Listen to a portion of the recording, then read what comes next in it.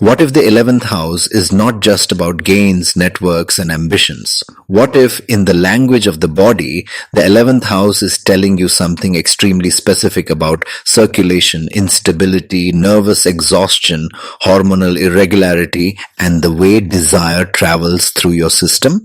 Today, I want to take you into a much deeper teaching, not superficial astrology, not symbolic poetry alone. I want to show you how to think like a healer and how to read like a serious astrology student. When Vata rises in the 11th house, movement becomes irregular. That is the core principle. The 11th house governs the calves, the ankles, the circulatory field, and the hormonal signaling tied to the hypothalamic axis. So when Vata disturbs this house, the issue is not only too much air. The issue is that the body loses rhythm. The signal does not travel smoothly. The flow becomes jerky, dry, cold, unstable, unpredictable.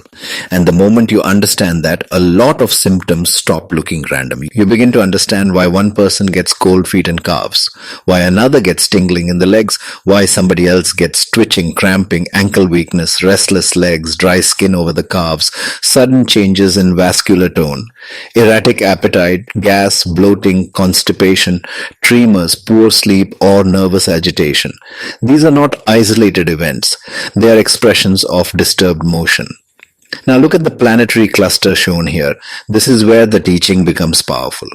You are seeing Saturn, Rahu, Ketu, Moon and Venus emphasized around this 11th house Vata field. Let me teach you how to read that properly. First, Saturn. Saturn is the most obvious amplifier here because Saturn rules slowing down, suppression, chronicity, coldness, depletion, nerve tissue, and specifically the calves. So when Saturn strongly influences an already Vata-sensitive 11th house, the flow slows, dries, hardens, or becomes chronically disturbed. You may see poor peripheral circulation, stiffness in the lower legs, chronic cramping, long-standing instability in the ankles, or a pattern where the body feels like it is not recovering easily. This is where a healer must pay attention. Saturn does not always create drama. Saturn creates duration. What begins as occasional discomfort can become a settled pattern. Second, Rahu. Rahu does not merely increase. Rahu exaggerates. Rahu distorts. Rahu creates abnormal increase, hyperactivity, obsession, neurosis, and toxic amplification. So when Rahu touches this 11th house field, the Vata disturbance can become more erratic, more excessive, more difficult to regulate. Symptoms may come in waves. They may feel strange, inconsistent, hard to pin down. One day there is numbness, another day there is agitation, another day there is insomnia and a restless nervous system that refuses to settle. Rahu makes the signal noisy. Third, Ketu. Ketu is different.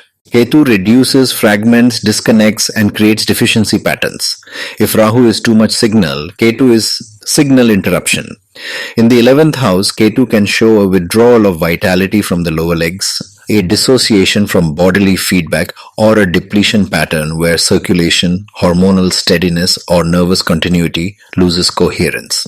So Rahu may make the system hyper-irregular, while Ketu may make it underpowered, disconnected, or oddly absent. This is why advanced students should never read Rahu and Ketu the same way, even if both are Vata in nature. One inflates disturbance, the other hollows it out. Now let us bring in the Moon. Moon carries mind, emotion, fluids, nourishment, and the inner rhythm of the body. But Moon is not purely soothing in this framework. Moon carries a Vata Kapha constitution. So when Moon becomes involved with a Vata disturbed 11th house, you can get a fascinating contradiction. Emotional sensitivity combined with physiological irregularity. The person may feel unstable in mood, unstable in sleep, unstable in appetite, unstable in bodily response. The mind and the circulation begin to mirror each other. You feel something emotionally and suddenly the body reacts. You lose emotional safety and sleep rhythm changes. You feel relational uncertainty and the nervous system starts pulsing through the legs. This is why healers must not separate psychology from physiology too quickly. In many cases, the body is carrying the rhythm of the mind. And then Venus. Venus in this context is subtle but very important. Venus has a Kapha Vata nature. Venus governs fluid balance, reproductive essence, tissue softness, and the body's ability to maintain luster and relational ease. When Venus touches the 11th house under Vata stress, you can see alternating patterns of dryness and congestion. The person may crave comfort and connection, but the body is not settling into comfort. There is a yearning for ease, but the system remains irregular.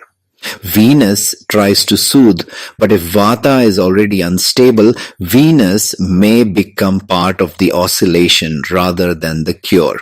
This is a profound teaching. Not every benefic comes. Sometimes a benefic in a disturbed field simply shows you where the person longs for regulation but cannot sustain it. So what is the deeper interpretive principle here? The 11th house is commonly read as gains, fulfillment, large systems, social circulation, future-oriented desire. But in health symbolism, those same meanings reveal something extraordinary. This house shows how energy circulates through extended systems, through networks, through channels, through distribution pathways. So when Vata rises here, the body's distribution intelligence becomes unstable, blood flow becomes erratic, hormonal signaling becomes irregular, nerve communication becomes unpredictable, sleep timing becomes disturbed, desire itself becomes restless. And that is the bridge between healer language and astrologer language. Because the same person who says, I cannot settle in my body, often also says, I cannot settle in my future. The same person who feels twitching in the calves may also feel restless about outcomes. The same person whose sleep is broken may also have ambitions that never stop moving. This is not accidental. The 11th house is where aspiration meets circulation. So when Saturn, Rahu, Ketu, Moon, and Venus all participate in this field, you are not just reading symptoms. You are reading a lived pattern of nervous distribution, emotional rhythm, chronic tension, and the way the system handles longing. For healers, this means you listen for pattern, not only complaint. For astrology students, this means you do not stop at 11th house means gains. You ask, how are the gains pursued at what cost to the body, through what kind of circulation, with what disturbance in regulation? That is where the chart becomes clinically intelligent. And this is also where responsibility enters. You do not make simplistic diagnoses from one factor. You look for repeated indications, symptom clusters, and the convergence of house, planet, dosha, and lived experience. That is mature work. That is disciplined work. That is the difference between mystical performance and actual interpretive skill. If this teaching helped you see the 11th house in a completely different way, stay with this series. Because we are not doing shallow astrology here. We are building a language that helps you read body, mind, and destiny with much more precision. And if you are a healer, therapist, or serious student who wants to understand how these planetary patterns may be showing up in your own life or in a client's chart, book a reading through astrovagmi.com. Subscribe, share this with a fellow astrology student or healer, and let me know which house you want me to decode next in this body dosha framework.